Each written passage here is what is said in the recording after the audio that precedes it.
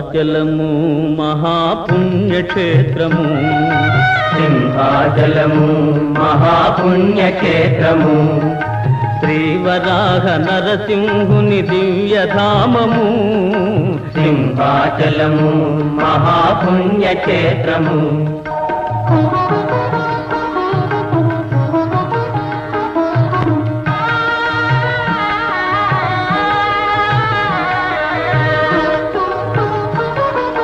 ప్రహ్లాదుడు వేడగా శ్రీహరి కరుణించగా, ప్రహ్లాదుడు వేడగా శ్రీహరి కరుణించగా, ద్వయ